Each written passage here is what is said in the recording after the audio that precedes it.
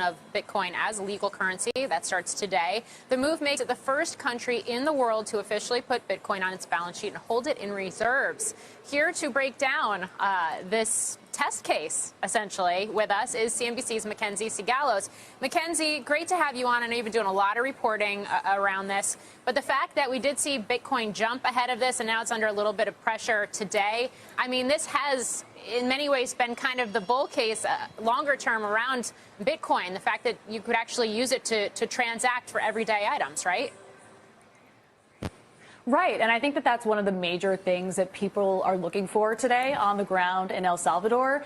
You know, citizens can now, from today, technically use Bitcoin to buy virtually anything. So we're talking a cup of coffee, a haircut. They can also pay their taxes in Bitcoin.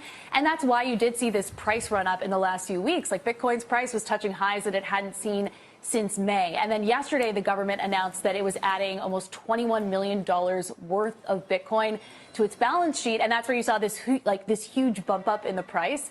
And yes, it has come off of those highs, but I think people are watching to see how rollout goes. And we're starting to see that. You know, from midnight, I was on the phone with people who were on the ground in San Salvador, and they were actively downloading the wallet that the government has offered to all citizens. So it's been really interesting to see it all happen in real time. I realize we're essentially only hours into this rollout, but do we know from a technical standpoint how those downloads are going right now? And I ask that given the fact that, only about a third of Salvadorans actually use the internet? Right. And you know, that stat has been called into question just because it's referring more to these wired lines, your fiber optics, but almost everybody has a cell phone in hand, and that's really the level of connectivity that you need to be a part of this Bitcoin economy. And in terms of how successful the rollout has been so far, so, I mean, was this a flip that switched at midnight? No, it wasn't. But, you know, people were actively communicating with one another. The president was helping to troubleshoot IT issues. And so at around 2 a.m., that's when we first saw the wallet go live. And it's something called the Chivo wallet, which is Salvadoran slang for cool. And so the government is really pushing people to become a part of this economy. And the way that they're doing that is by saying that everyone who signs up for this wallet gets $30. And I mean, that's no small sum in a country where, you know, the average minimum wage is $365. And so from 2 a.m., it hasn't been a totally smooth rollout, but we have seen successful downloads. We have seen people receiving that $30 into their wallet.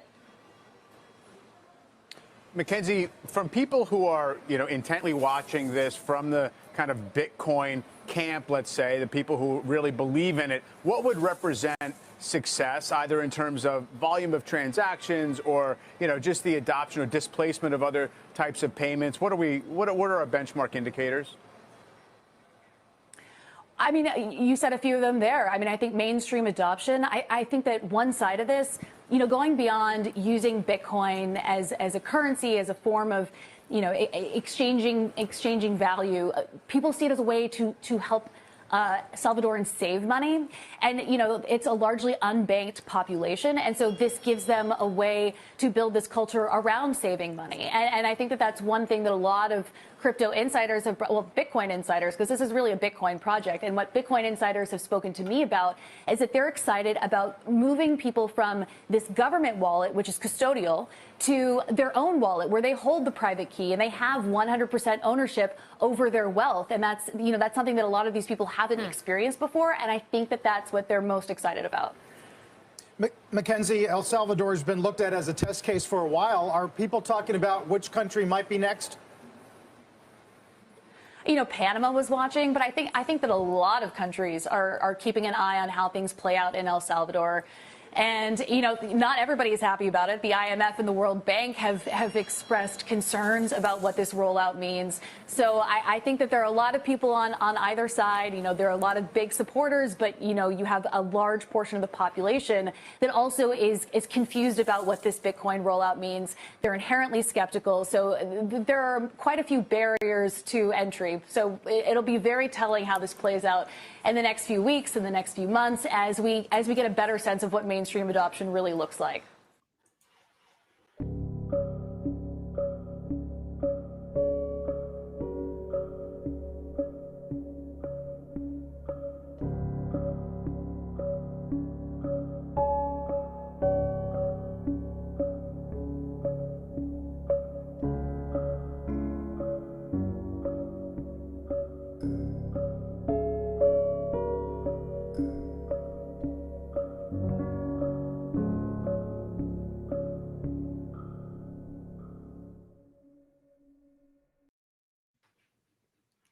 Happy Bitcoin Tuesday, freaks.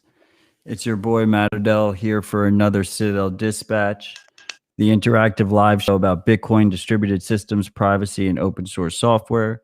You may have noticed that we took a break last week from Dispatch. It is the end of the summer, and I'm having a little bit of trouble lining up solid guests and topics, so I will take breaks from here on if I don't think we have a solid topic lined up, trying to keep the conversation on Dispatch high signal, not trying to waste your time. So that's why we had a break last week. But I'm very excited for this conversation. This is Citadel Dispatch 37. Our focus is going to be on building software from source and reproducing those build processes and why that is important.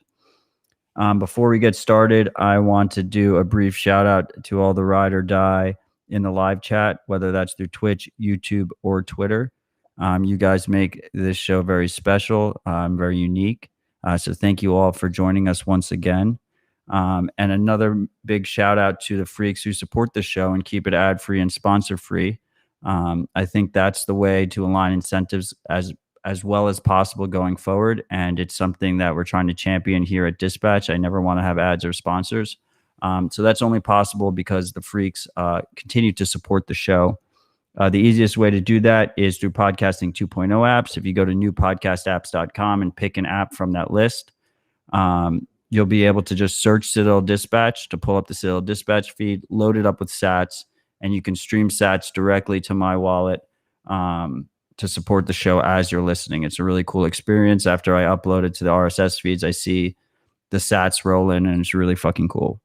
You can also support the show at citadeldispatch.com. There's links to donate via Lightning or via Paynim. My Paynim is very easy to remember. It is Odell.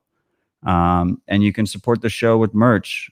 I have, if you go to citadeldispatch.com/stack, you can get hats. We have flasks courtesy of Quinn Solo, and we have pins and magnets courtesy of BTC Pins. So that's citadeldispatch.com/stack. Currently, my hats are on back order. I use Richardson hats only, which are made in the USA. They're super high quality. I am a stubborn person and I refuse to switch brands. So I appreciate your patience as you wait for me to get them back in stock. They should be in stock shortly. So with all that said, I'm really excited to have this conversation. We have Craig Raw joining us for, I believe, the third time, maintainer of Sparrow Wallet. How's it going, Craig? What's up, Matt? Great to be back. Joining us again. Yeah, it's always good. And we have Andrew Chow, Bitcoin core dev. He's never been on Dispatch, but we did speak, I think, 2 years ago on Tales from the Crypt. How's it going, Andrew? Hey, I'm doing well. Thanks for having me. Yeah, the pleasure is all mine. Thank you for joining us, Andrew. So the main topic of the conversation today is building our software from source. Recently, NVK, who has been on the show many times, launched a new project, bitcoinbinary.org, to basically try and normalize the process of verifying that source code matches the binaries that people are installing, the actual install files that people install. And it kind of brought this up, at least into the attention of people on Bitcoin Twitter. And Andrew jumped on the occasion and started trying to basically reproduce the builds of a bunch of popular projects and ran into some issues.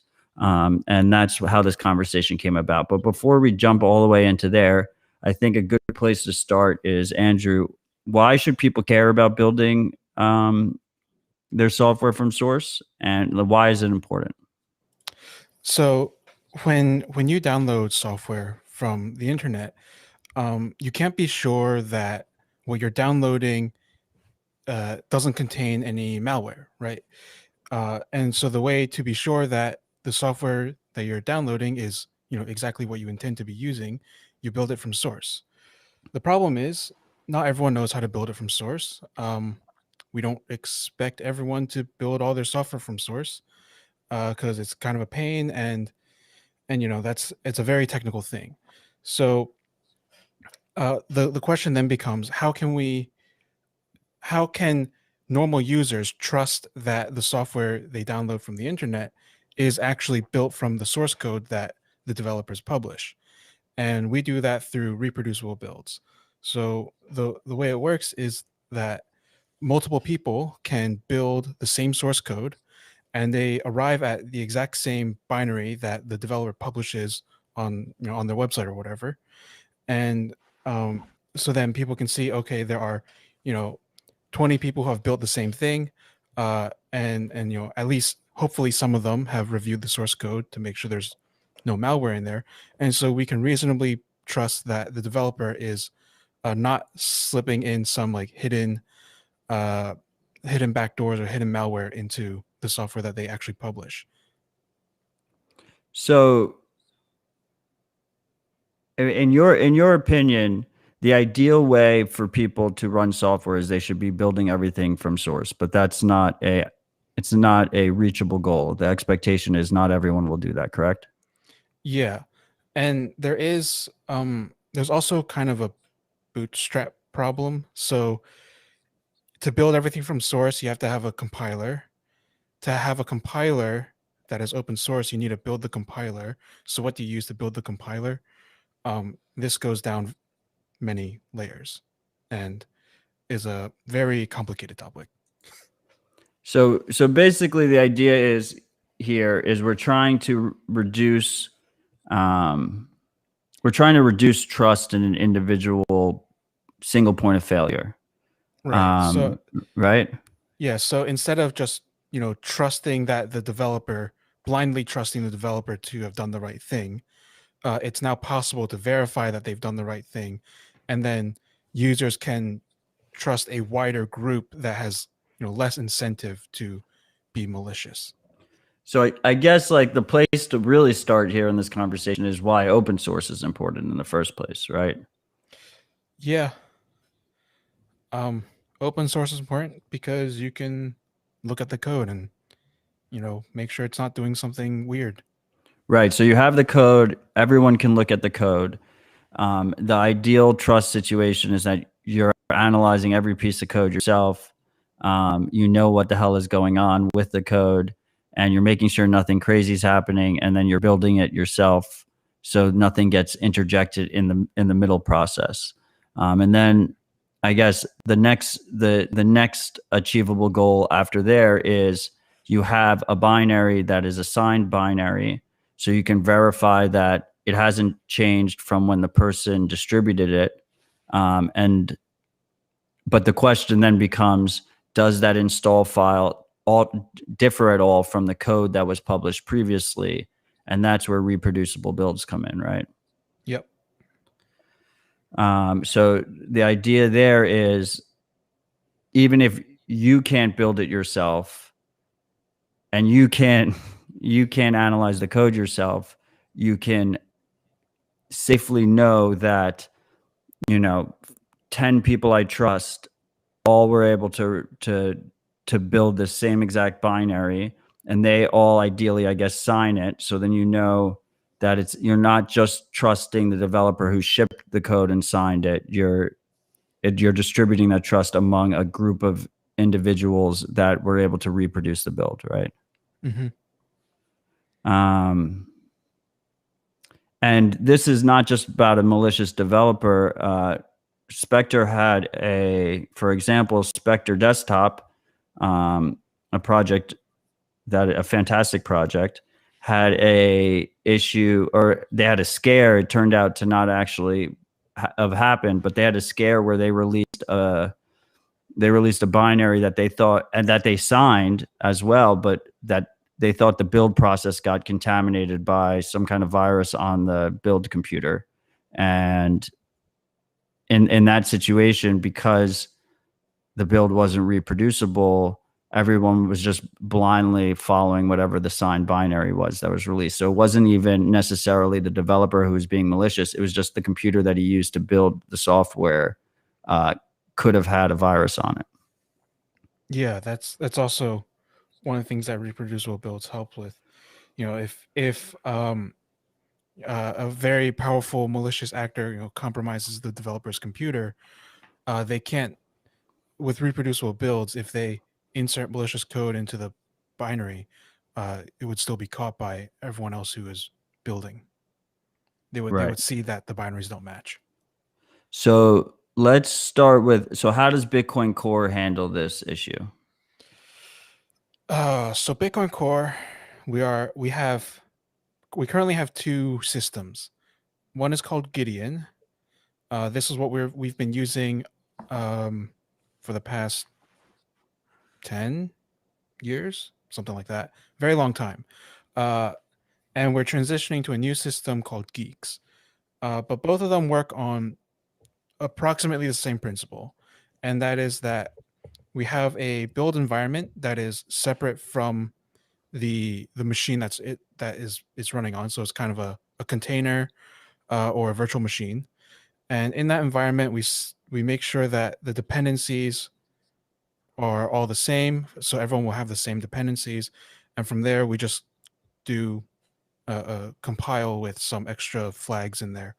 And the end result is that about 5 to 10 people do the builds before release, and we compare the hashes of all the binaries that are produced and make sure that they all match. So for every release, there are several people who have built the exact same binaries before the release is actually published.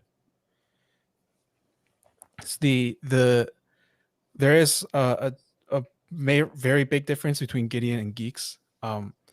So Gideon actually uses virtual machines. Geeks is actually a software project from the GNU Foundation, or I think that's what it is. And its whole thing is to reproducibly build all open source software.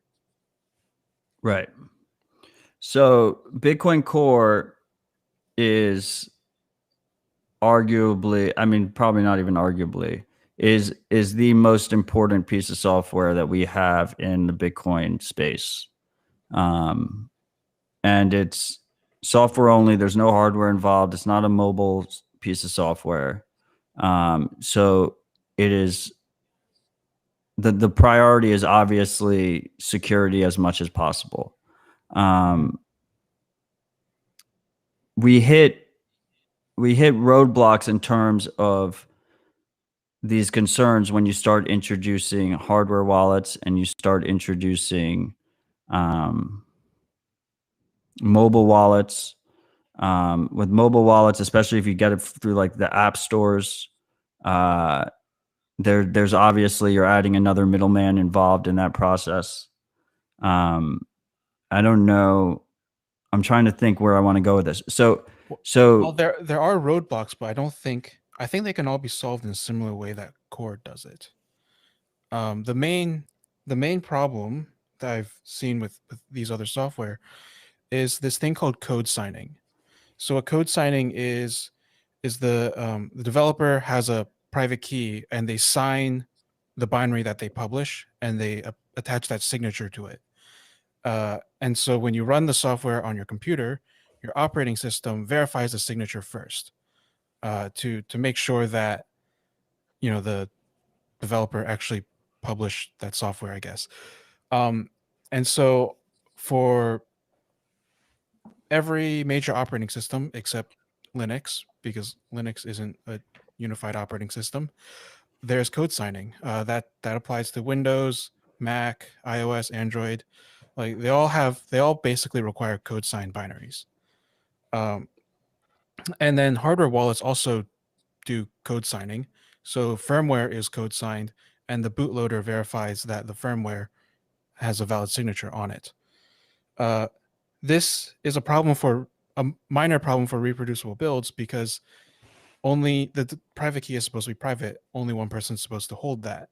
So how do you make sure that everyone who is reproducing the build can arrive at the same published binary that has a signature on it? The way that Bitcoin Core does it is that we have a two-step process. So we build everything. Everyone builds non-code signed binaries. After there are several matching ones, the people who have the code signing keys sign the binaries and publish just the signature. And then everyone again does a build where they're just attaching the signature. They download the signature and attach it to the binary that they built. And then that's what gets published. What a lot of So you're able to what- verify everything but the signature. Yeah. So you can't, reproducibly make the signature, but you can verify that it is a signature. It goes in the place where signatures go. And, if you treat it as a signature, it is a valid signature. And so then it just becomes, a small binary blob that gets tacked on at the end of the binary. So that's what Bitcoin Core does for dealing with the code signature problem. It seems like most other software aren't doing that. They instead, what they're doing is that you download the published binary, you remove the signature, and then compare the signature strip binary to what was built. It's approximately the same in terms of it moves like the signature step from the building side to the verifying side, but in the end you can verify that builds are reproducible. So the reason we have these signatures in the first place, right, is because it's strictly a net benefit for the average user, right? The average user is basically at least guaranteeing at the very least that the software is released from the developer they expect it to. If their hardware wallet is knowing that it's not released by someone who doesn't own that private key, at least. Yes and no. So when it comes to hardware wallets, keys are burned on at the factory.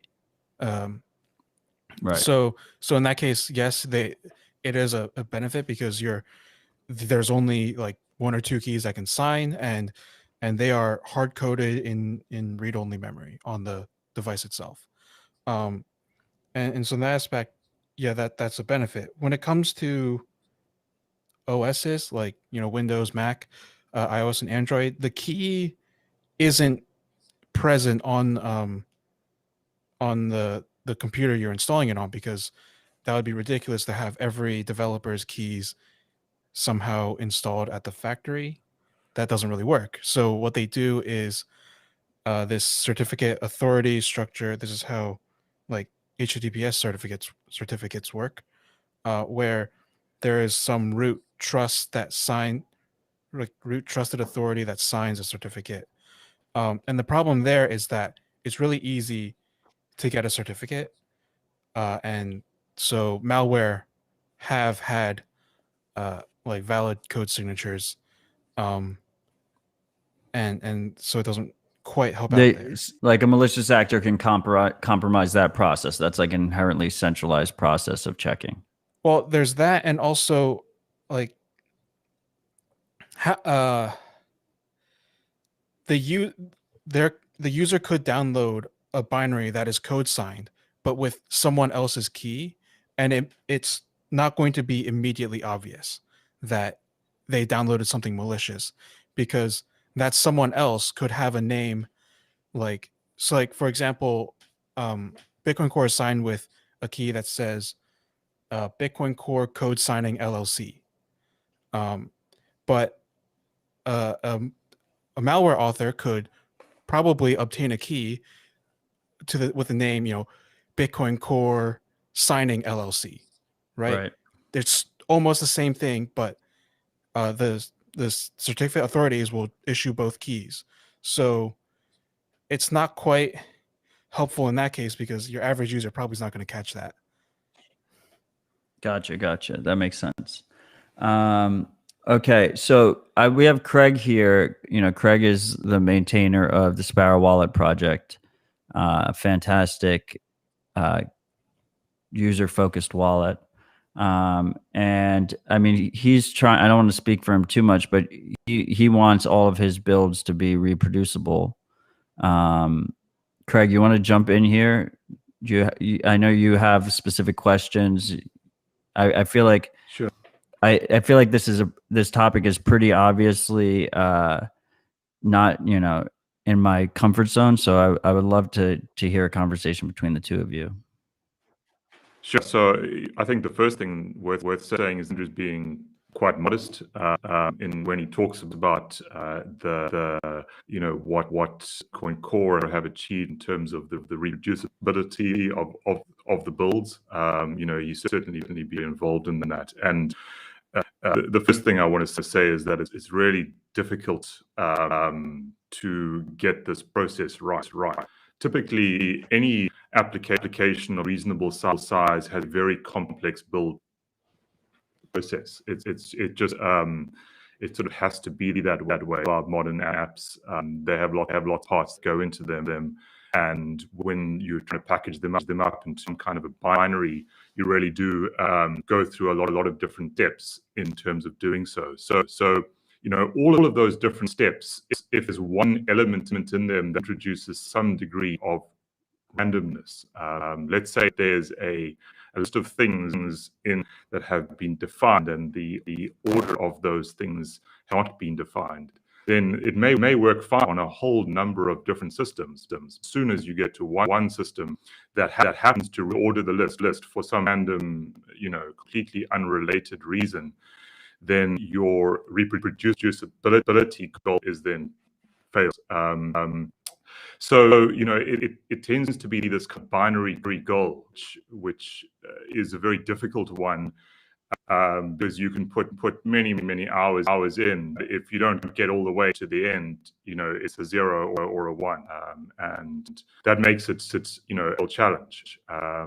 So I think that from the point of view of kind of being in a much smaller team, I really admire what Bitcoin Core have done. And Andrew describes the sort of 10 or so people that jump on for every release candidate or every release of Bitcoin Core and build it themselves. It's an amazing build process that you go through. I actually did my first build this afternoon, and there's been a huge amount of effort that has gone into making sure that works all different systems and it works in the reliable way that it's. So I just thought it would be useful to take a step back and sort of appreciate what Bitcoin Core have gone through in order to get to this point. And Andrew mentioned that on the second iteration of this kind of process, having moved from the Gitian build system to the Geeks one, and the major between those two is that Gitian one tended to depend much more on sort of boundaries that were trusted within the system that we wouldn't think too much about, but ultimately you do have to trust that this binary is doing what it's meant to do. So Geeks is far of a bootstrap kind of way of doing things than Gitian was, and that's, I think, a big difference and kind of movement forward. So that's, I think, a good kind of point to start with. From the point of view of other Bitcoin projects trying to implement who might not have the army of volunteers that Bitcoin has, I think that there needs to be a degree of can we work towards a series of intermediate builds. So we might not be able to build and reproduce the final binary, but how can we get to an intermediate point along the way that we can check? Because sure, that's not the final binary that people run, and that's not as good as being able to reproduce the final binary, but it certainly may make it more difficult. And that's really what we're trying to aim for here, right? Trying to look at different threat models and trying to reduce them. So I guess I kind of wanted to ask Andrew's view on given the need for, I think, all Bitcoin projects to try towards this goal, and the reality that tends to be a fairly binary goal in some sense. what are your thoughts, Andrew, on in terms of being able to try and set some immediate goals along that path? Well, so I think that's reasonable, and having reproducible unsigned non-code signed binaries is definitely a good first step, and so is just having reproducibility within something like a Docker container, right? So if you have like a Docker container set up for doing builds and it's reproducible, like that's a good step, because both of these are builds that people uh, other people can still reproduce, even if they don't exactly match what is being published. But like once you get there, that's not the end. You have to keep going to get past some of the more obscure reproducibility issues, and the harder problems like code signing. For sure. So just in terms of my own kind of in this, I've been working on this for at least a year now, and have finally, I hope, reached the point where the Sparrow binary will be able to be reproduced as of the next release. So that doesn't include the coding, as you mentioned, Andrew, doesn't include the actual installer files. So not quite all the way yet, but certainly has been quite a journey to get just to the point where we are now. I was wondering, also what your thoughts were on different kind of platforms, and how easier or difficult it was, in terms of the language that you use, and are the kind of experiences there that you've had that might help as you are thinking about how to kind of go about this. What kind of languages, tool sets do you think should be looked at, or maybe some that maybe aren't very ideal for this goal? Well, so I think every language is able to have a reproducible build. Even so, I have HWI is a Python project, and now Python is, it's very high level, so it's a bit hard to get it to be reproducible, but in the end it is possible. And a lot of this is because reproducible builds is not just something that Bitcoiners care about, right? It's something that a significant chunk of the free and open source software ecosystem cares about. So there are, Geeks is a project that is very focused on reproducible builds. So is NixOS. They also do reproducible builds. But then there's Debian. Like Debian actually is really trying to get reproducible builds of all of their packages. Debian is massive. It's a very popular operating system, and it has tons of packages, and they have achieved reproducibility on a ton of them. So it's actually really useful that other people in open source software care about this, because you can just go to their code base, look at their build process, and borrow things. In Bitcoin Core, we did this a lot. There was a lot of there's some project that does this one thing. Debian has this special patch to make it reproducible. Well, we're just going to go to the Debian repo, take that patch, and add it to our own build system, and now we've made some extra thing reproducible. So if you're trying to get a project to build reproducibly, it's really helpful to go to projects like Debian, find something related, or maybe just like a dependency that you need, and see how they're making it reproducible. Yeah, cool. I think that makes a lot of sense.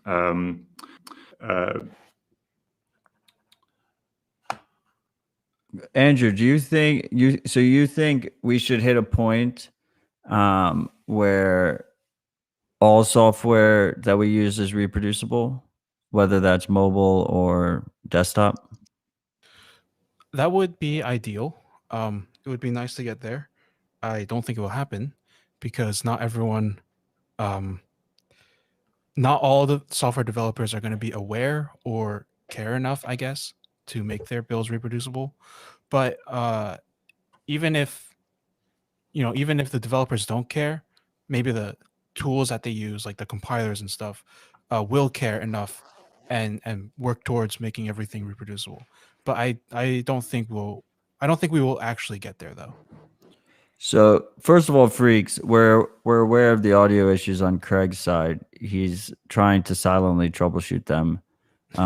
This is a live show. I'm not sure if he'll be able to before the end of the show, so it is what it is. To go back to your comment, Andrew, so I mean, all of this is really big picture. The idea is to try and reduce as much trust in the supply process of our software as possible. And we've seen a lot of work kind of on like the centralized side, in terms of, Apple requiring, trusted signatures for all their software and trying to, approve and disapprove what's in their app store. But from a pure, free software movement perspective, that is kind of an issue in itself. Do you see a concern in a lot of Bitcoiners using maybe these centralized app stores to download their applications, to download their software?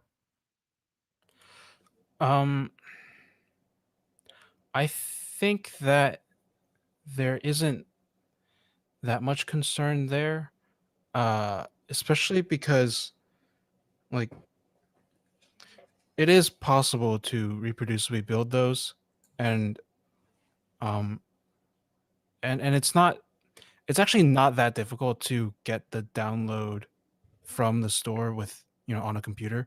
I've done that before, and it's not that hard. But yeah, so I don't think there's a huge amount of concern around installing from centralized app stores. But it would be good for people to be using things like other app stores like F-Droid, which does I don't think they quite do reproducible builds, but it's like a repository of only open source apps, that kind of thing. So and then of course, if you can build the app yourself, that's much better than downloading from an app store. Right. I guess there's varying levels of trust, and you're trying to just reduce them at different levels. I mean, I guess like the big fear would be, or I don't know if it's ever happened in practice. Craig's just dropping out and jumping back in to see if that'll fix it.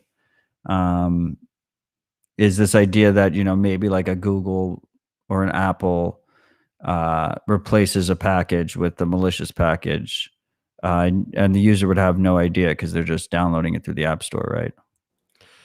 I mean, I think that's a concern, but I don't think it really matters because you're already running software which Google and Apple can remotely update. So if even like Right, if you're running their OS already. Yeah, you're running their OS. So if you install the app from somewhere else, if you download an update that an OS update that's malicious, I mean, you're screwed. So it doesn't really matter, I guess. Like, as long as you're in this ecosystem where they can just push out an automatic update to your device, and that is an OS level thing, so it can do literally anything. There's not much. I don't think there's much reason to have a concern on for App Store type things. Right. Really, the first step should be running an open source OS to begin with. Yeah. While we're here on this like kind of tangential topic, do you want to talk about why Bitcoin Core doesn't have automatic updates? Sure. Bitcoin Core doesn't want to force anyone to enforce consensus rules that they aren't comfortable with, basically. New releases of Bitcoin Core have soft forks. 0.21.1 had the Taproot soft fork implemented in it. And we don't want to, if you have automatic updates, it's kind of, you would have users that upgrade without realizing that they're upgrading to a version that contains a consensus rule change. And so we don't want that. We want users to decide for themselves whether they want to support the new consensus rules. Right. There's also the updates are a security hole, right? Someone can push an update to you and take your funds or change the consensus rules. Right. So that's the other part. It's a security problem, and also kind of logistically, like there's no Bitcoin Core organization who's going to run the servers. So who's going to run the servers for automatic updates? That kind of thing also. Right. And who has the permission to push an update? We don't want to deal with that, and so we don't. Got it. So, I mean, in general, I think Bitcoin users should just, none of your Bitcoin software should have automatic updates on it, whether that's the actual Bitcoin software or whether that's the OS that you're running it on. We have Craig back. Before I get to Craig, so Andrew, you had this thread where you were trying to reproduce a bunch of different projects and you kept running into issues. You want to go through like some of the issues that you noticed and maybe, mitigations that you hope happen? Yeah. So the most annoying issue was just the lack of documentation. That's a open an issue at the repo and tell them to put some docs up. And the reason I really care about documentation is that it helps with getting new people on board. Like when I started contributing Bitcoin Core, my first contributions weren't code. They were doing Gideon builds. I followed the docs. I read all the documentation and I did Gideon builds as my first foray into working on Bitcoin Core. And so it's really helpful to have documentation on how to build your software, and especially to build it for a release. The second problem is really a major issue, even with Bitcoin Core, and it's that building. When you do a reproducible build, or when you try to do a reproducible build, like 6 months, a year after the release was made, there's a pretty good chance that you don't end up with the same binary, and that's because of the build process depending on system libraries or system software. So a lot of the build processes use Docker, and the way that they use Docker is just doing make a Docker container based on Ubuntu and then install this list of Ubuntu packages and then do the build. But if those Ubuntu packages have, they change their version number, or an older version got dropped from the package repository, is no longer available, then the reproducible build might be different because the version, some dependency installed to the system has changed. This is a problem for pretty much every software I tested, including Bitcoin Core. Bitcoin Core doesn't use Docker, but Gideon works on basically the same principle. It starts virtual machines and install things from Ubuntu's package repositories. The only way to fix this is to ensure that the build environment uses exactly the same versions of every single dependency. This is difficult to do. It basically means you can't use package repositories. And so you have to download everything, or download the binaries for a specific version, or build them from source. And so what we're doing in Core to deal with that problem is using Geeks. Geeks is both Geeks and Nix do this, where the packages are reproducible, and they are also specified by hash. So we say we want this version that has this hash to build this version of Bitcoin Core. And when we do that, then if you try it again a year or two, it'll still use exactly that version instead of whatever the latest is. So that is how you would solve that problem. But that's the next step after getting a reproducible build. The Docker and Gideon methods, they work as an intermediate step. So those are the two like major issues. I guess the other major issue is the fact that some of them just didn't build. That seems to be a documentation problem. You just couldn't get them to build. Yeah, so sometimes docs get outdated, and so the command I run isn't the real command, because the developer forgot to update the documentation, and so the build just doesn't work. That happened a few times. When I was doing this, I wasn't going to spend a whole lot of time troubleshooting, so I just kind of marked it down as build failed and moved on to the next one. So what do you think about NVK's idea that you have basically members of the community going out and trying to build these pieces of software and report back in return for like some kind of bounty? Do you think that's an achievable goal? Do you think that's the right way of going about it? Yeah, I think it's good to encourage people to be doing reproducible builds. I think it's really important that multiple people are doing these, and like people outside of the developer groups of the specific software. And I like bringing up in public and to encourage people to try it themselves. That's something that we should be trying to do, and trying to get more people to do reproducible builds of the software that they use. It's one thing is also to always say, like, do the build of a software that you use, because that's something that people care more about than just build all the software.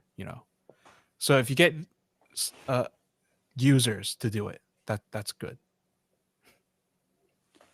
So I mean, I think like a lot of the issues here stem from just the fact that there's just not much eyeballs on these projects, right? There's not many eyeballs, and there's just not much demand. Yeah, a lot of issues come from just kind of like things that are institutional knowledge that don't get written down for newcomers, and that's kind of what release processes end up becoming. And yeah, a lot of the problems are just from people who, it works on their machine, and someone hasn't come along with a different machine to test it out. Right. So that's where a lot of these issues, I think, are coming from. What's up, Craig? You still there with us? Yeah. How do I sound? Oh, you sound way better. Yeah. Oh, great. Good. Yeah. So really just interesting to hear. The different kind of thoughts on this. The one thing that I can add is that I'm sort of writing in a Java kind of level, which gives me a virtual machine, which actually helps to abstract. It's kind of like my own little version of Docker, if you will, which does actually make life a little bit easier. However, that is only true for the Java code that I write. Obviously, all of the non-Java dependencies, you then have to have the same issues as before. So that's been my sort of experience here in terms of being able to do this work. Java has been a great help, but I do recognize that there are certain parts of Sparrow that are not Java, and then of course those you need to consider how you're going to build those. But it is, as I said, sort of a journey. I think that you need to look at all the different parts and kind of just find a way to start at some place, because even if you're just building just your own code, let alone all the other pieces that you pull in, you're still somewhat further down the path, and you can build on that. So even though it seems like an insurmountable task, I think, to many devs at the start to try and get this right, I would just say begin at just the code that you write, bring in a sort of intermediate build step, and then see if you can't work it from there. So, I mean, specifically with Sparrow, I saw you guys had a back and forth, you and Andrew. And I guess that particular issue was the version of OpenJava that Andrew was using, right? Yeah, so I have too many versions of JDK installed. That's basically the problem. uh, and yeah, so I was eventually able to build Sparrow, and you know this is one of the issues I talked about. It's it it reproduces on my machine, but not on someone else's. Right? I built it about 3 times, I think 3 or 4 times, and each time I got the same result, but they didn't match what Craig had published, and I think that's because the way that Java packages work is like you package in the Java runtime too, or sometimes you do. And when you do that, it pulls the Java from your system. And if the Java version installed is not the exact same version as the developer has installed, then you get 2 different binaries. And that seems to be what I saw when I examined it a bit closer. But having it reproducible across multiple attempts on the same system is also a really good first step for reproducibility. Yeah, and that's actually one of the reasons that Sparrow did a recent upgrade from Java 14 to Java 6.16 was in fact to fix a bug in the sort of underlying system. And that's also a big part of this entire process, is that often it's not the developer's code, but it is more the build system that they depend on. In my case here, there was an issue in the Java 14 build system that I use that prevented me from being able to do this. But after Andrew's tweet last week, I spent some time on it this weekend, and now at least I've been able to build on several different Windows and Linux systems and have got the same results across all of them. So I'm hoping at this point that we have achieved that, but I think it's going to require some wider sort of testing first before we know. Awesome. So, I mean, I have a plan in place to get core devs, Carl Dong and Nickler on to discuss geeks and nicks and how they can be helpful here. It might not be next Tuesday, it might not be the Tuesday after that, but some Tuesday and hopefully the near future, they will be on and we will be discussing those 2 projects along with the importance of reproducible builds. I think it's a good reoccurring. It's a topic that needs to be constantly addressed, I think. But before we wrap up here, I know, Andrew, a lot of the work you've been doing with Bitcoin Core has been in coin selection.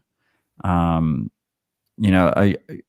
think my users understand, my audience understands more so than other audiences that when you have a Bitcoin wallet, it might show, you have 10 million Satoshis, or 0.1 Bitcoin in your wallet, but really it's made up of a bunch of little UTXOs. You can think of them as like a bunch of bills, a bunch of cash bills in your wallet that are all different sizes.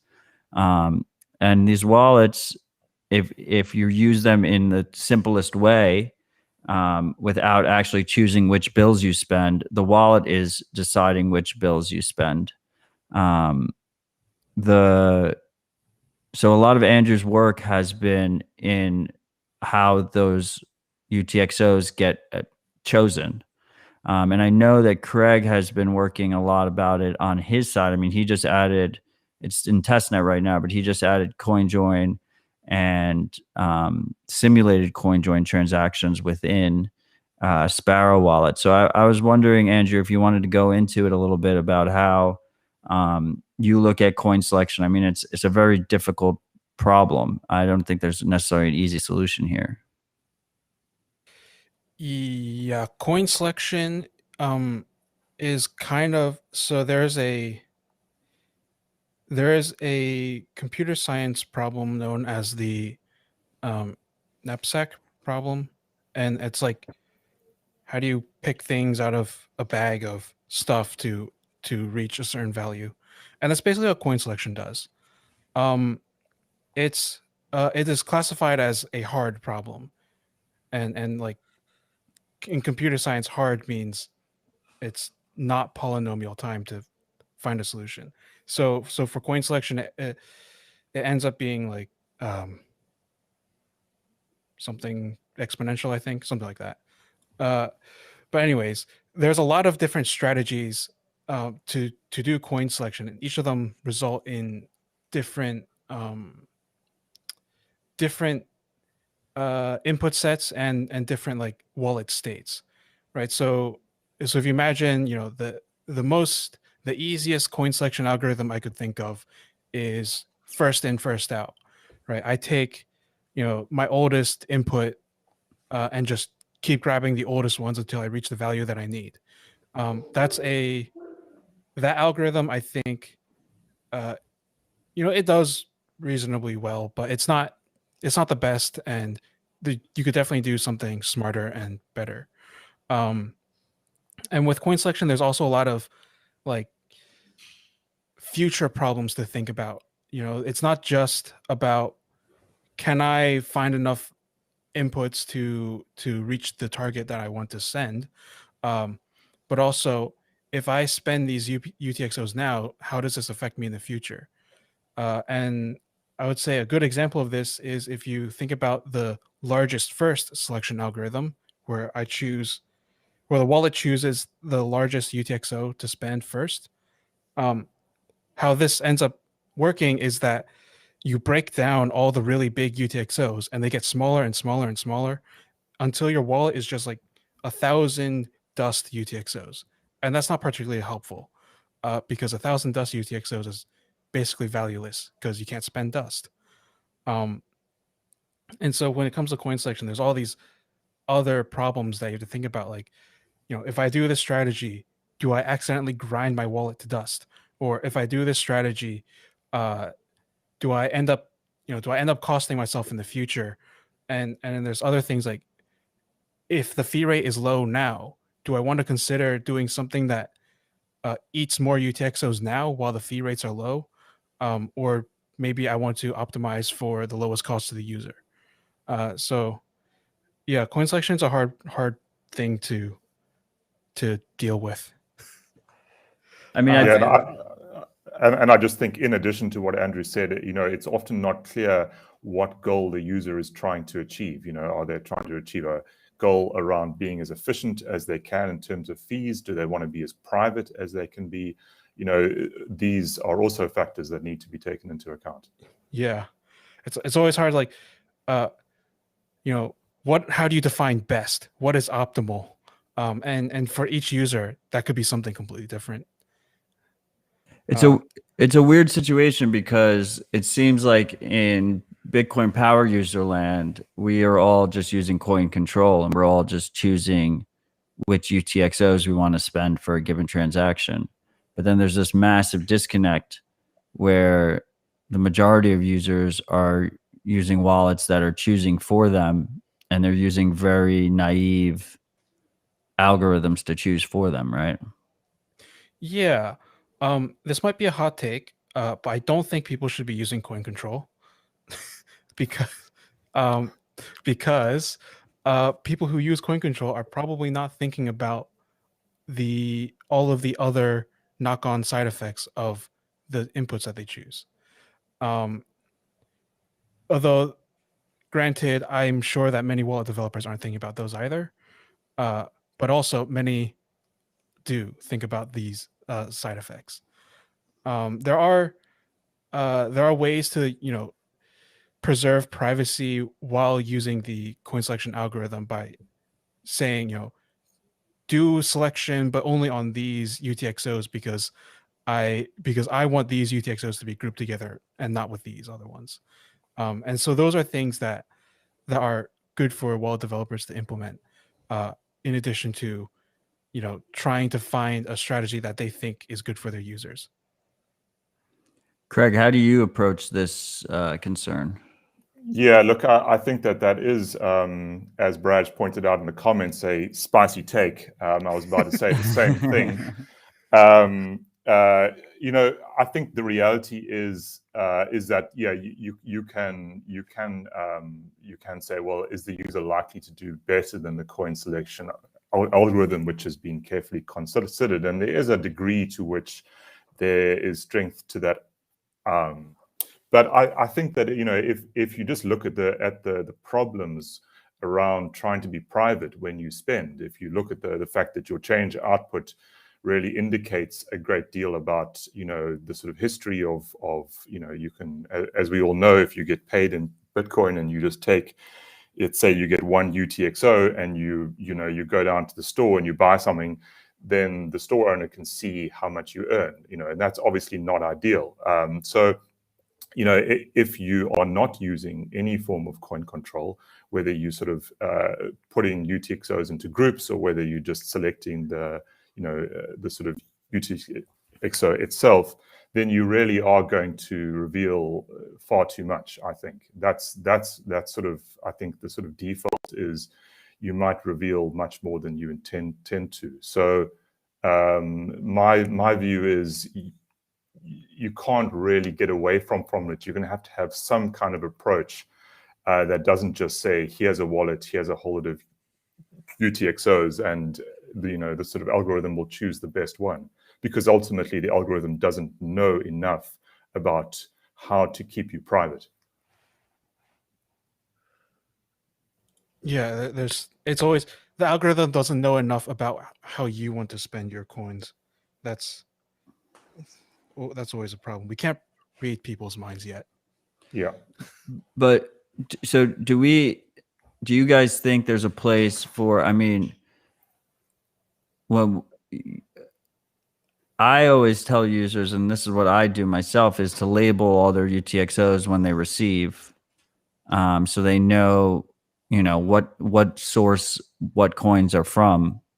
Do you think there's like a place for that? There's a place for innovation here, or there's a product market fit in terms of a wallet that can understand those labels, kind of interpret those labels, and maybe be smarter in terms of knowing what's going on chain. Like, I feel like a lot of these strategies don't really incorporate privacy, but if you're using your own node already, all that chain data is there. You already have the label data.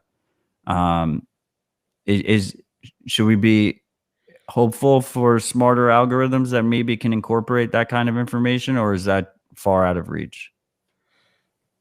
I think that's a bit far out of reach because that falls into like interpreting human text, and that's just not a fun time. So one of the main ideas that we've had in Bitcoin Core is that if you want to separate groups of UTXOs so that they aren't being spent together, then you should be using multiple wallet files. Right? You can still use Bitcoin Core, but you have wallet A is income from my employer. Wallet B is I bought these coins from an exchange, things like that to separate it. Because in the end, when you have these separations like that, when you have the separations within one wallet, you end up with basically just having multiple wallets, except one place to view your full balance. And if you don't ever intend on spending those separated UTXOs together, like then what's the point of keeping them all in one place? That's kind of an idea that we have in Bitcoin Core, and it's why partially why I've also spent some time on getting multi-wallet to not suck as much. I think that is certainly an approach that I think makes a lot of sense and is one that you can use with just about any Bitcoin wallet as it stands.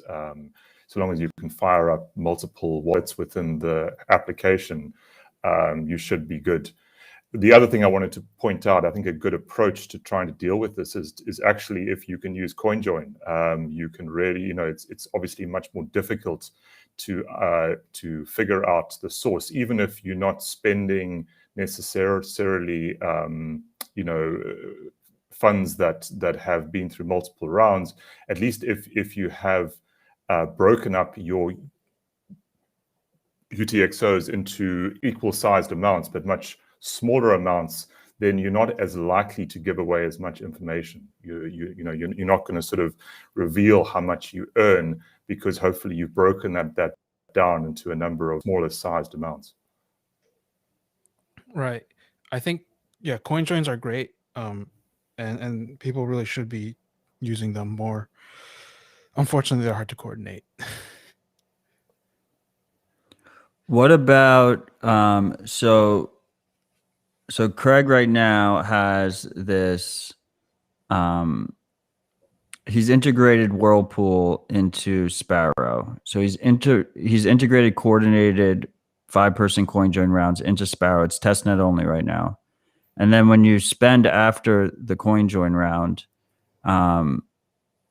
it does a simulated coin join. It does like it has 2 inputs, or at the most basic sense, it has 2 inputs and 2 outputs, regardless of the transaction afterwards, even though it's not necessarily a coin join. But then you could also do a 2-person coin join.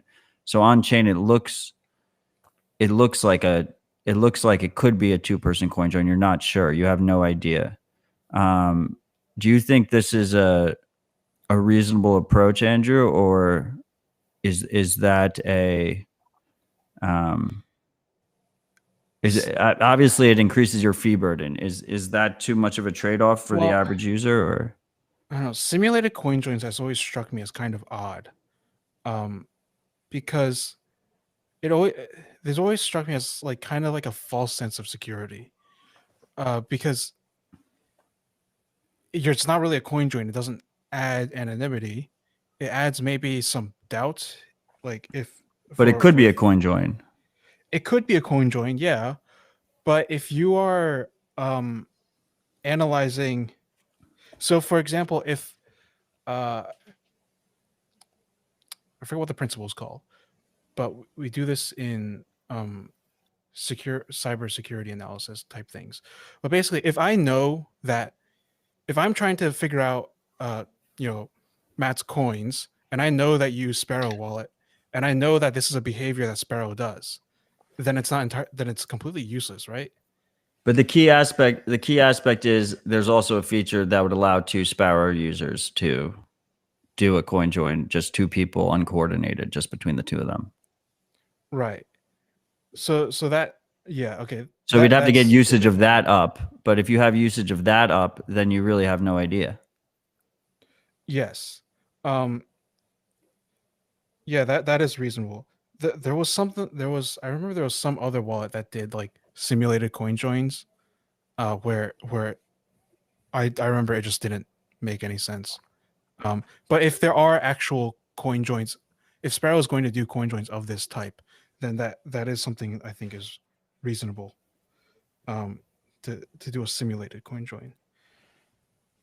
I'm curious, Craig. I mean, we had, some of the audience might remember, I mean, we had a conversation maybe less than 2 months ago where we were talking about you integrating this kind of thing into Sparrow, and now we have it in testnet. What were some of like the issues that you ran into in terms of integration? What are the, did your perspectives change at all in terms of on-chain privacy and how you implement this type of thing? Yeah, it's certainly, building Sparrow has from the start been a journey for me, and I've learned a lot along the way. So yes, my views have changed for sure. But in terms of the sort of challenges of actually doing it, right? So obviously this Whirlpool is coming from the Samurai Wallet team, and the nice thing about that is that Sparrow is written in Java, and Samurai Wallet is as well. So I was able to take the Java client, which has been very well written actually, and I was able to bring that into the Sparrow code base, and it can all sort of run under the same VM. So that makes my life much easier. However, if you're trying to bring two wallet code bases together, you do have some overlap. So there was a challenge there to try and resolve that. Android applications run on Java 8, and Sparrow is running on Java 16, as I mentioned earlier. So, we've got this huge difference in terms of the different versions that they run. And then, of course, we just have all of these, for example, Samurai uses a quite venerable Java package called Bitcoin J, which I'm sure Andrew's aware of. And Sparrow uses basically some of the same concepts, but not the same thing. However, they both have the same dependencies. So you have those kind of issues where you have to work through that, nobody really sees that sort of stuff, but that's actually where a great deal of the time goes, is just trying to figure out how to make these two things work together. However, once that had been overcome, it was really quite a pleasure to work with that particular client. And it is the exact same client that you get with the Samurai wallet, which gives me a lot of confidence in going forward, that I'm not releasing code here that hasn't already, had many years of sort of iteration in it. But yeah, certainly it was great to be able to build on the work of others. It's been a, kind of building Sparrow. I haven't really implemented a great deal. One of the things I have actually implemented is the branch and bound coin selection algorithm that is in Bitcoin Core. So I did a port of that. But otherwise, it's been nice to have that sort of interaction, and as I say, good to be able to use the same code base. So yeah, that's kind of how it went. I mean, I meant more. So I mean, you had to implement multiple sub accounts in the wallet, right? So you had premix, postmix.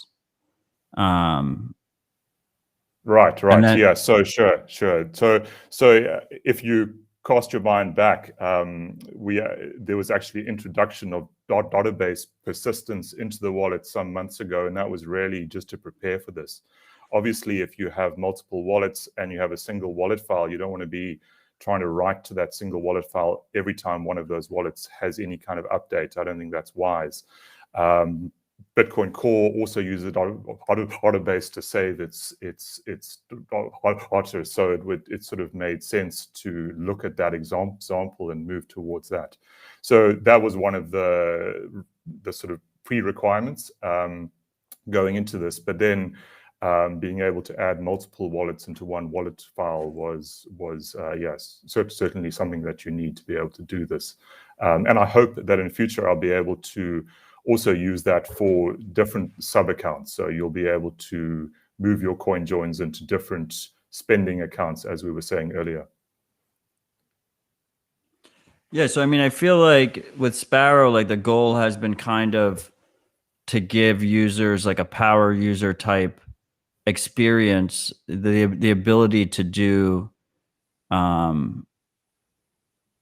to be more hands-on with their UTXO organization and spending in like a very friendly GUI, which is kind of your way of tackling the challenges that we've discussed earlier, right? Which is this, how you're going to put all your trust in a single algorithm in terms of coin selection.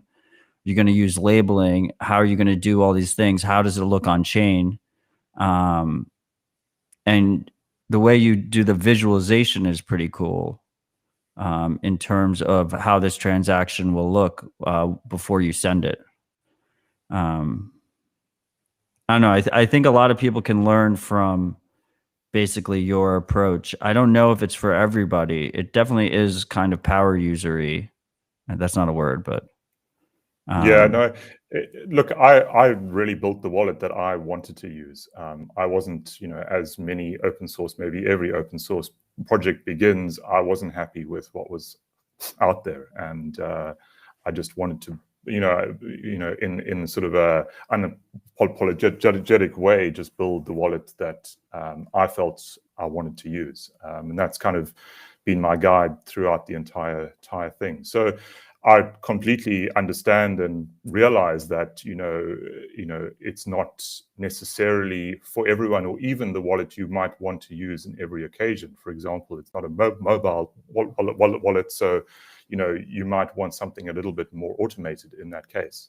But in terms of the kind of use cases that I wanted to try and support, the idea is really just to give the user as much information as you can, to try and reveal as much about the Bitcoin protocol as you can, because it's my belief that if you don't understand what's going on, Bitcoin is, at this current time, and maybe the layers above it will solve these issues, but at this current time, working with layer one is you're going to reveal too much about yourself, or potentially make mistakes if you don't understand what's going on. I think that ultimately, if you're taking sovereignty over your own funds, you need to put a bit of effort in to understand what you're doing.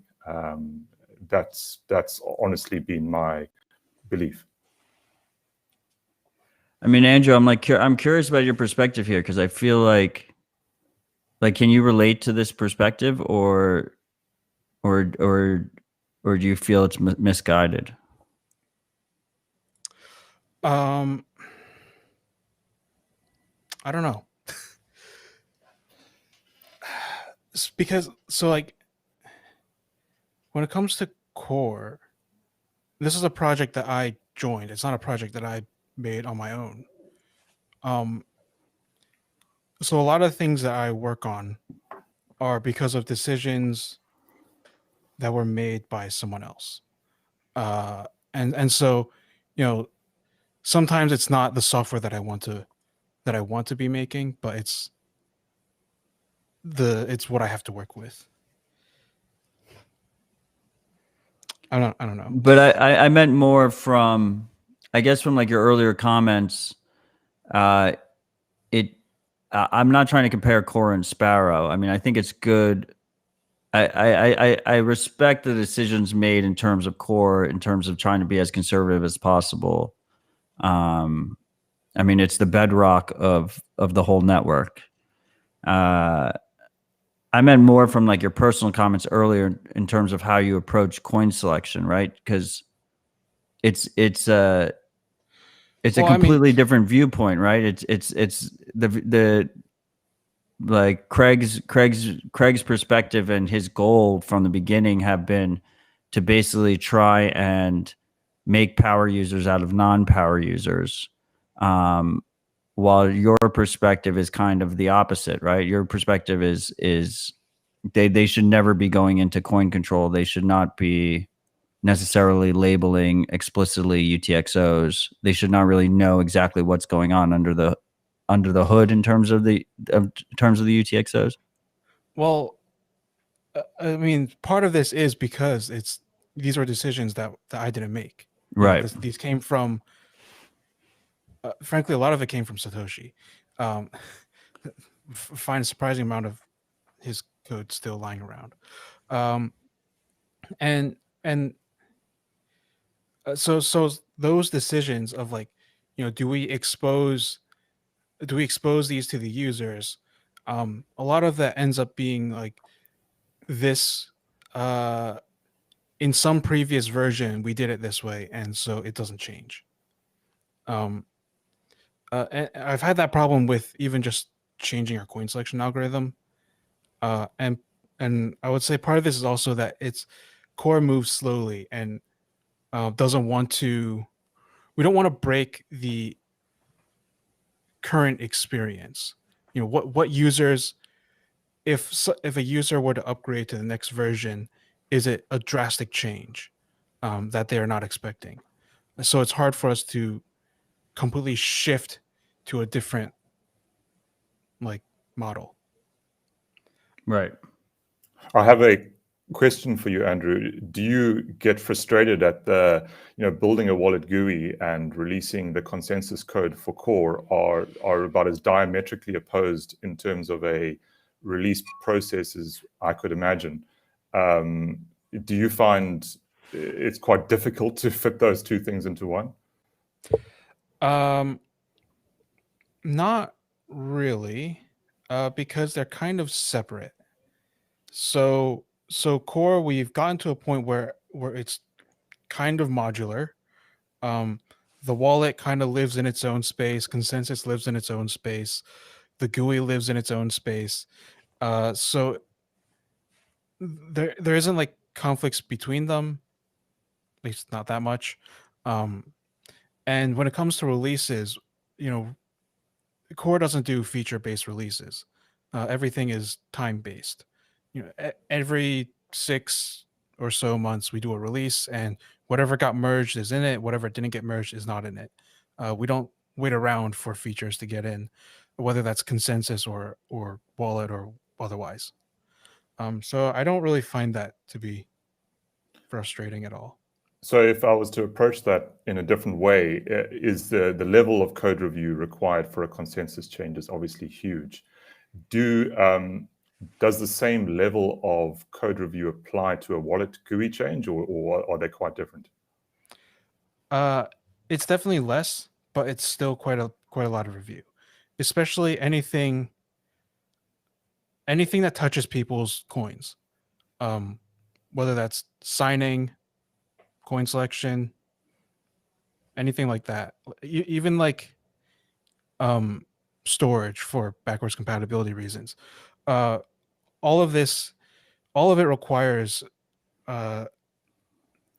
maybe not so much on the level of consensus changes, which require also some conceptual review, but still the code review is pretty rigorous. And part of this is because it has a real world effect. You can observe in the UTXO set when coin selection algorithms change, and you can see how sometimes you can see a spike in UTXO, sometimes you see a dip, you can see changes in the distribution of values, that kind of thing. And so it's important for even wallet changes to get lots of review.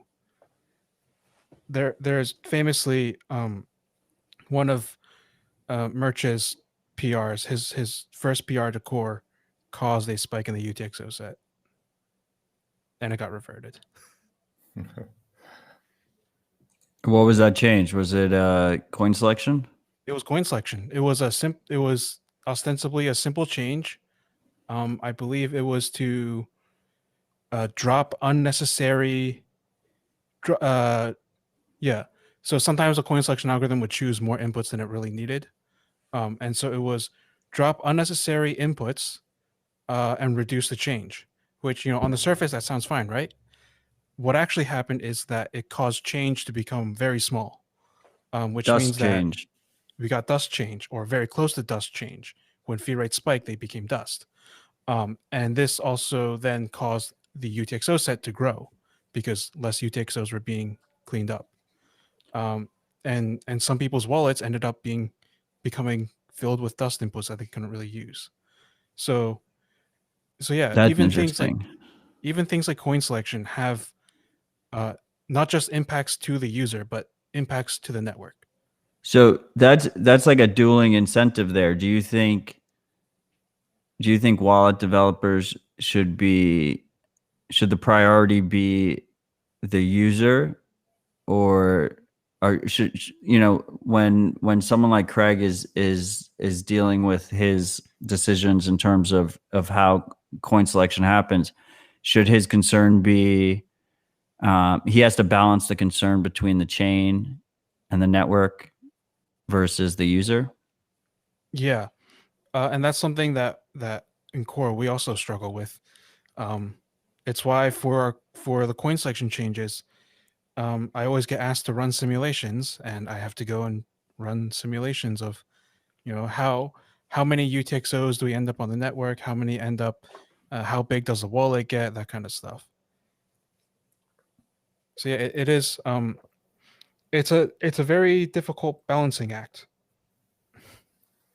Yeah, I think one of the other things that is that it makes it really hard to get the coin selection, just to go back to that, is that the fact that you don't actually know going into the algorithm all of the inputs that you require to get to the output. So usually what happens is you have to go around in a loop and try different kind of different ways of being able to solve things. So it's overall just the way Bitcoin works makes that particular part of it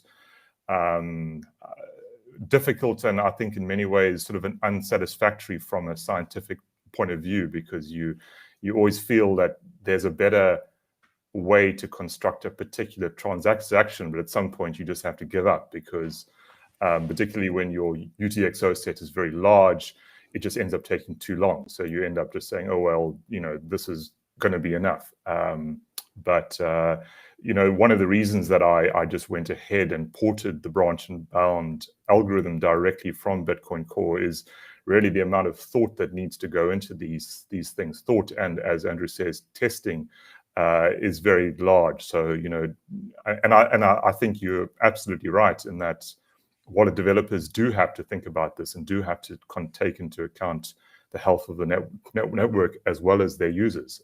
So it's one area in which wallets can sort of influence the health of the network in the same way that Core has so many other factors that it needs to consider. But this is one that wallet developers have to consider as well.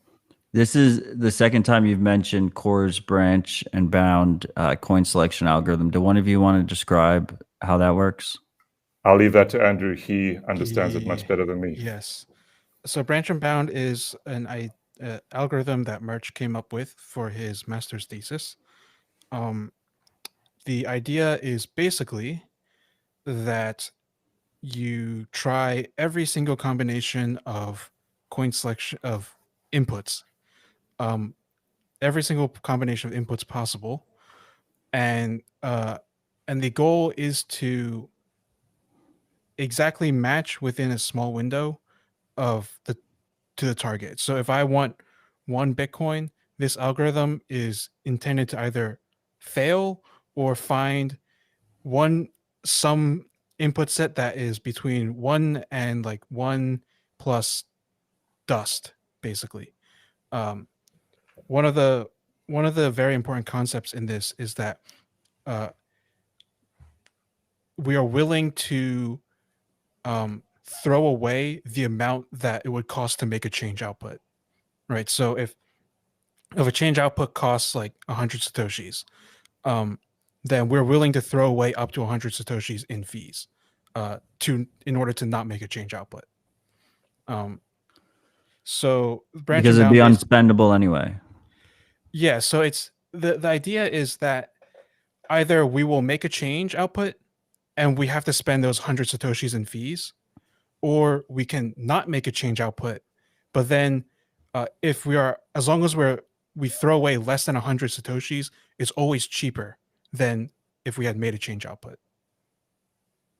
Does that kind of make sense? Yeah. Yes. So that's one of the very important ideas that Murch came up with. And so what branch and bound does is it builds a tree of like all the possible inputs, and whether you could include an input or not, and all the various combinations.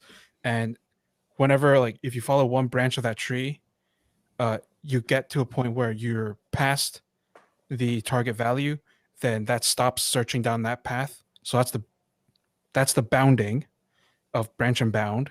And then the branch is just searching all the different combinations. And so this is fairly efficient, I think, because of the bounding. So you don't end up searching all 2 to the n possible combinations.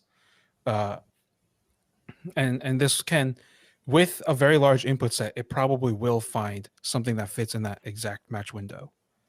Awesome. And so branch and bound, we use this to avoid. It's a good way to avoid making change. which is right. So the main priority there privacy. is the chain, not the user. Well, there's two priorities with this. It's kind of both, actually. Like, it helps with the chain because it ends up being fairly consolidatory. And the other thing is it helps the user with their privacy because there's no change output. So it looks like they're spending to themselves, maybe. Right. Well, it just ends up being that we just cut off one way that people can trace it because there's just going to not be a change output. There won't be anything that someone can follow and say, this is probably change, and try to link that to the rest of the wallet. So that's where branch and bound helps with privacy. Fair enough. I mean, I think a general heuristic that chain surveillance companies uses as well is that this idea that if there's no change, you're probably consolidating to yourself. Right. And in that case, this would throw that off. Right. Well, I'm not going to listen to your advice, and I'm going to keep using coin selection, but I appreciate I'm still going to use coin control, but I appreciate your perspective. So, I mean, we're kind of nearing the end of our time. We're over the end of our time here. I am respectful of your time. Before we get to final thoughts, we do have a question from Young Lurk asking if Craig plans to stay up to date with Samurai's current Whirlpool implementation. You want to address that, Craig? Yeah, sure. So my aim there is to keep on using the same client. I've actually have some Samurai's teams help in just making sure that the client remains the same, because I've had to make some packaging related changes to their code, but at least we are staying on the same code base, and I think that that's important. However, the way that it has been written is in a very modular sort of way, so it allows me to use the same code base, but to insert and add certain things that allow me to add features that maybe some Samurai team haven't built in yet. So one of those features that we will be launching with is the ability to mix out from a coin join after a certain number of rounds into a multi-sig wallet. So you can currently do this, although it requires the command line. You can currently mix out into a single sig wallet with the current Samurai stack, and with Sparrow, you'll be able to mix out to multi-sig, which I think makes some sense for those who are looking to, who might be buying on a KYC exchange, sending it through a different through a number of different mixes, and then mixing out to cold storage. So that's, I think, one way in which Sparrow will be able to sort of innovate on top of the Whirlpool client. But in order to kind of keep things as aligned with a coordinator as I can, I'm going to keep on using that same client and keep that client in sync with whatever the Samurai team are doing. So right. Yeah, that's the. I mean, the dream is to have many wallets all using the same liquidity pool. So that's. I mean, I'm speaking for you a little bit, but that's kind of the goal here. You share a liquidity pool. Hopefully, other wallets also decide to join the same liquidity pool. And I guess you're also including mix spending tools that Samurai has. Whether that's collaborative transactions like a two-person uncoordinated coin join, or if that's the simulated coin joins, the Stonewalls. Yeah, so I think that that's sort of almost a requirement when you're coming out of post-mix to at least have those tools, because it helps everyone's anon set to have them there. So for me, that was sort of a basic requirement that I wanted to have in. And then the other one, as I just mentioned, was the ability to mix out to a different wallet, to a cold storage wallet. I think given what Sparrow Wallet is trying to achieve here and its sort of primary use case as a desktop wallet, I thought that was something which would be useful. Yeah, that's it's also just helpful. I think some Samurai team obviously have a concern with the amount of liquidity that they need to keep in the pool. So for them they have no doubt considered the ability to mix out before, but obviously also considered what kind of impact that will have on the liquidity in those pools. With what I'm doing, it kind of allows me to take a different tack without influencing theirs too much. And see, my hope is that overall it will attract more people to come and coin join, and the liquidity pool will actually increase, even though some people are mixing out to cold storage, which obviously decreases. So those are answers that we don't know yet, but I'm hopeful that adding these features overall just makes the number of users more and ultimately increases the size of the pools. Awesome. Well, I appreciate both of your time. I think this was a great conversation. I know I'll have you back on, Craig, and I hope that you'll join me again soon. And Andrew, I hope to have you on again sometime soon to just, it's always great to have you. It's always a good conversation. Do you guys have any final thoughts? I guess we'll end with some final thoughts. We'll start with Andrew. Final thoughts. Going back to the reproducible build thing, if you are somewhat technical and you can read instructions, try finding the instructions to do a reproducible build of software that you use, and try doing it and see if you get the same results. It should be more than just developers that do that. It should be users too. The users of the software should be doing reproducible builds. So you should try doing that. I mean, just encourage people in general, right? They should be building from source. Yep. Craig? I think I kind of want to add to that by just saying, being able to build from source is important, but it's not obviously the only attack vector. And, there's other ones as well. For instance, there's the idea that you could have a dependency that could be updated, sort of upstream from what you're doing, and that could introduce malicious code in. And building from source is not going to help that. For example, if indeed the developer has agreed to bring that dependency in. So, teams that don't have a huge amount of resources need to look at all of the different attack vectors and, decide how many resources they're going to put towards each one. But I do think that being able to target intermediate steps in terms of your build process and have people be able to identify those and be able to build the same kind of output to that point makes a lot of sense and helps kind of reach the end goal of a reproducible binary without having to try and do it in an all or nothing sort of step.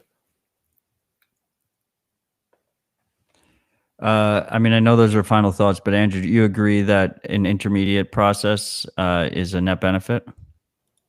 Yes. Getting some reproducibility is always good. Awesome. Andrew, I mean, I'm hoping to get Carl Dong and Nickler on to talk about geeks and nicks. So, I mean, it'd be awesome if you joined us for that conversation. Sure. And you've also, before we fully wrap up, you've been doing Twitch yourself. You want to shill your sure. Twitch account? If you want to watch me work on some stuff I work on for Core and other Bitcoin projects, you can come watch me every Monday at 2 p.m. Eastern time on twitch.tv/ahow101. So same name. Yep, same. I use the same name everywhere. So if you want to come hang out and watch me complain about compilers not working, you can do that. Awesome. And that's 1800 UTC every Monday. That sounds right. Thank you to both of you guys for your time. Thank you for this conversation. It was a great conversation. And thank you to the freaks who joined us. I appreciate all your support. Thanks, guys. Cheers.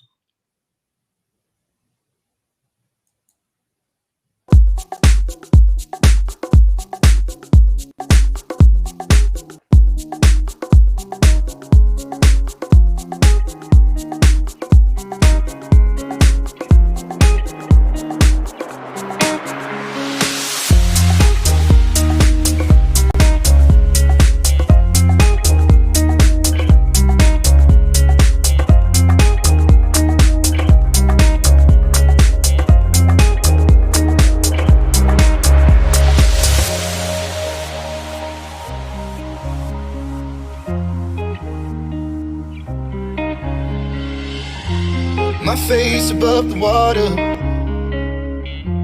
My feet can't touch the ground, and it feels like I can see the sands on the horizon every time you are not around. I'm slowly drifting away,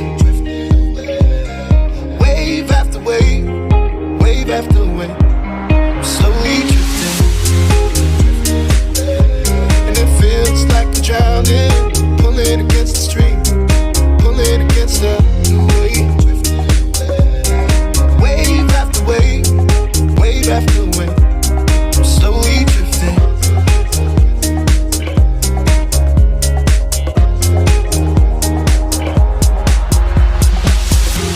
My face above the water. My feet can't touch the ground, and it feels like I can see the sands on the horizon every time you are not around. I'm slowly drifting away, wave after wave, wave after wave. I'm slowly drifting, and it feels like I'm drowning, pulling against the stream, pulling against the.